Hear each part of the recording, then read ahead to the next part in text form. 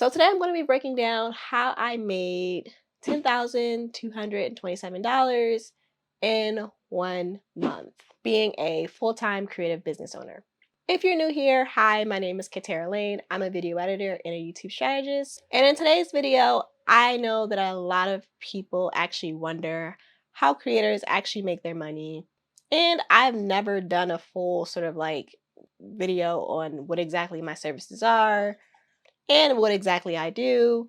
And I also wanted to share sort of like what got me here as well and some of the mindset shifts that I had to make because there were a lot. And that's why I'm so passionate about helping online business owners and creators make more money because, it can be a little hard out here as a creative to figure out how to do that.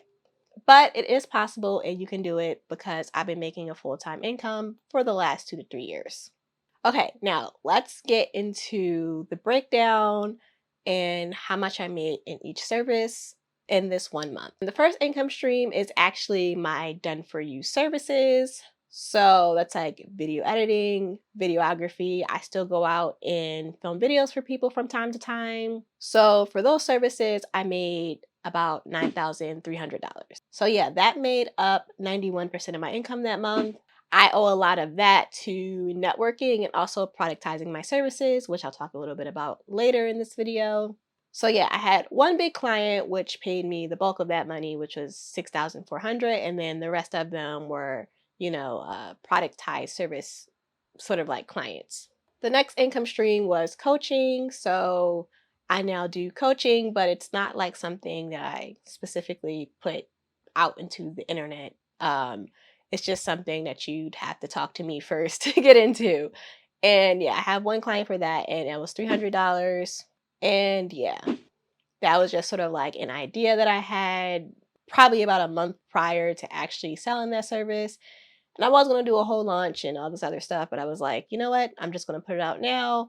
And yeah, I actually gained that client through networking. The third income stream was my membership program, and I made $262 with that. So that brought in about 2.5% of my income. And that is basically where I teach business owners and creators how to monetize their channel through services, products, digital products, stuff like that.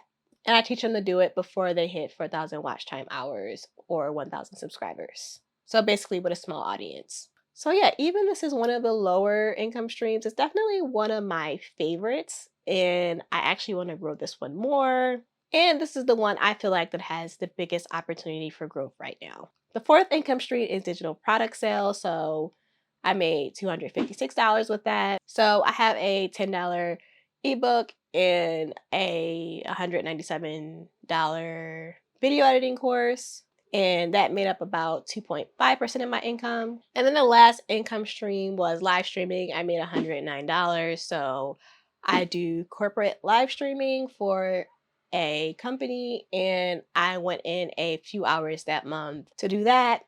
And yeah, that income stream was definitely higher about a year ago, but since I've had a lot of my own projects and a lot of my own work to do, I haven't really been going in as much. And I actually told them that I didn't want to go in like at all anymore because I'm just a bit busy. Now, I actually want to talk about how I actually got to this number because this is the most that I've ever made in 1 month in my freelancing career. And I've been freelancing for about 2 to 3 years. Before, I was always stuck in that sort of like $5,000 range, and it wouldn't go up.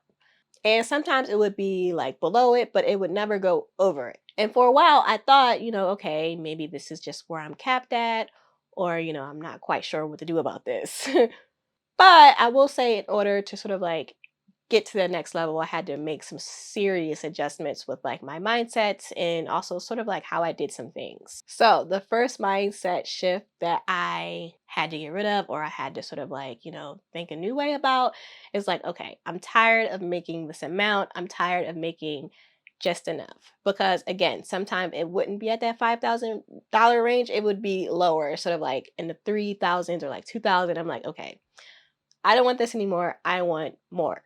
And like, you literally have to say that, because if you're like anything like me, it's like, nothing ever comes to me personally when I'm like confused or when I don't want it or like, when I'm thinking about other things. I have to be super focused and be like, okay, this is what I want. I have to say it, I have to think it.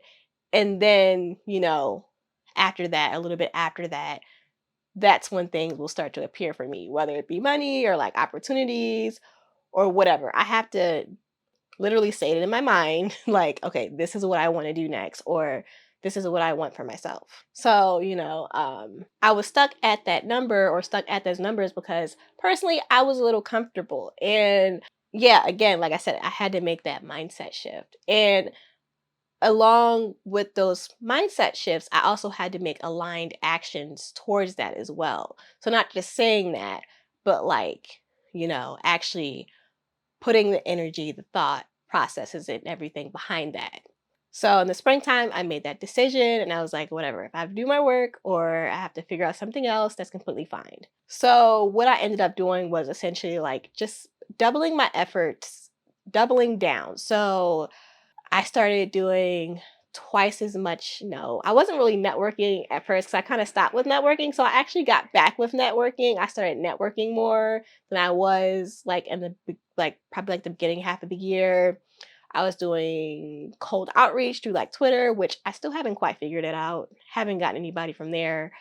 Um, yeah, we'll probably, do something else with that. And then of course, like posting content on YouTube as well.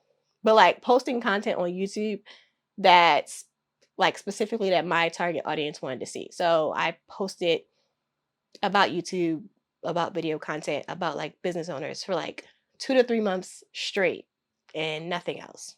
The second thing that I did was productize my services. Now, before I would do like a different package, not a different price, but like a different package for every single person that came to me, customizing all of those, or like, yeah, everybody got like a different package or something like that. And it was a lot of like one off video editing. In the spring, I was doing like research and I came across sort of like this, subscription based model. And I looked it up in my industry and like similar industries. And I was like, okay, I'm going to sort of like, try to make this work for me. So, I did a ton of research, built the copy. Now, I actually put off doing this because I'm like, okay, I'm not quite sure how it's going to work. And, I just couldn't get myself to actually make the landing page for the services. But I knew that I wanted to do it and I knew it was something that I wanted to do. So I actually had to outsource, that. I built made the landing page real quick. And then I actually had somebody else build the landing page for me because at that point I was again drowning in. I think at that point I was also doing like 20 days of live streaming on YouTube and like other client work. So it was like, I was doing too much. So I need to outsource like some help.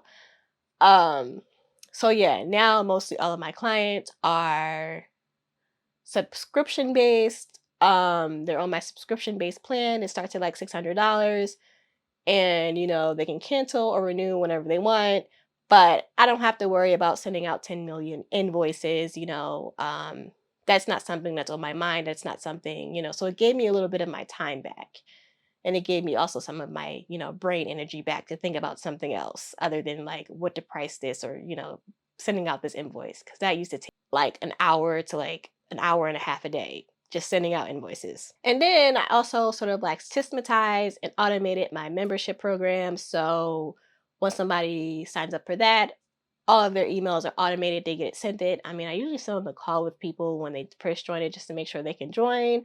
But like all of those emails are systematized.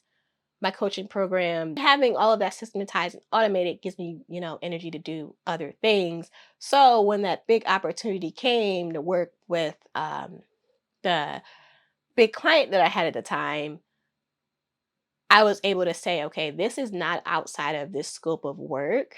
So this needs to be charged for a little differently than sort of like the video editing. So yeah, that was sort of like, you know, the second sort of like mindset thing that I had to sort of like deal with. And that was like, okay, charging accordingly.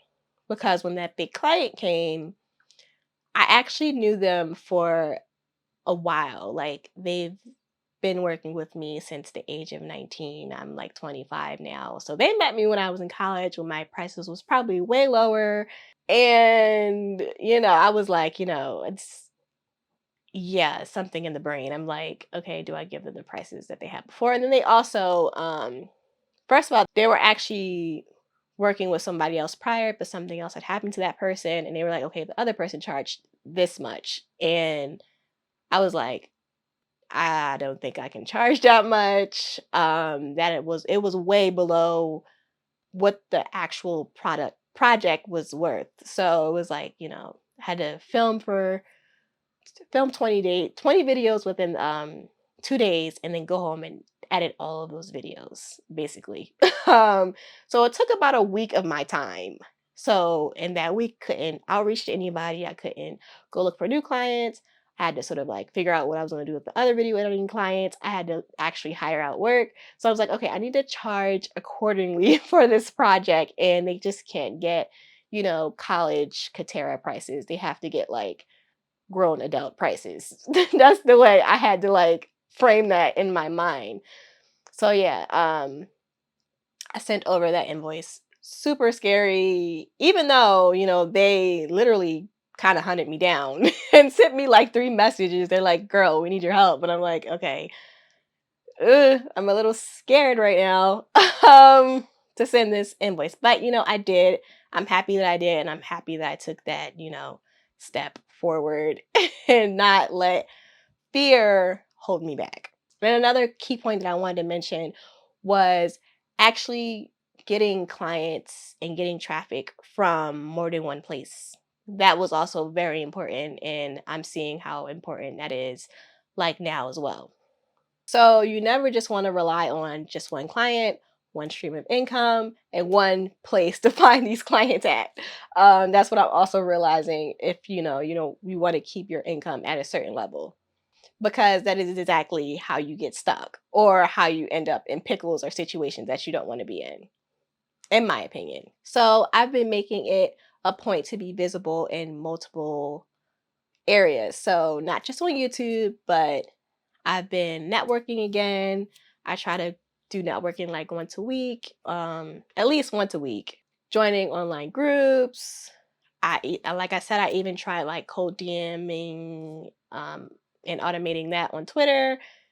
It was okay. I just haven't quite yet found out the formula for that.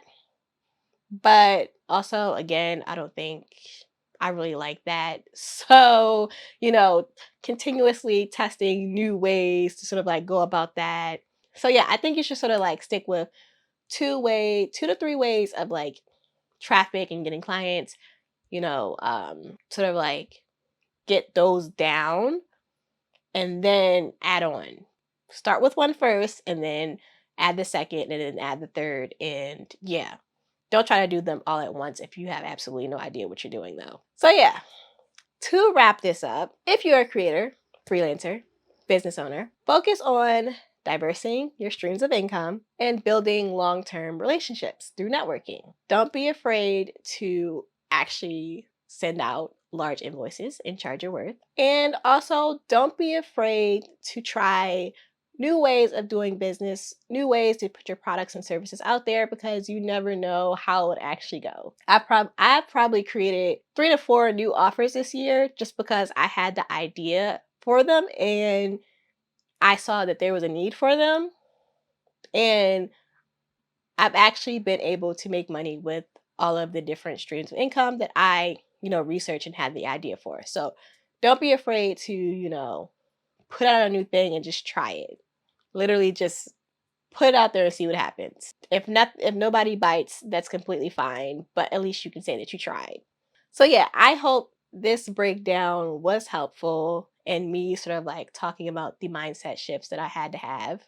If you want to learn about how to build more income streams for yourself on YouTube, click down below in the description box to join my monthly membership program called the Paid Creator Collective. I show you how to monetize your audience before you hit 1,000 subscribers or 4,000 watch time hours. I go over digital products. We go over brand deals and partnerships. I go over how to make a money-making plan. There is group Q&As and so much more. So just check it out, and thank you for watching this week's video.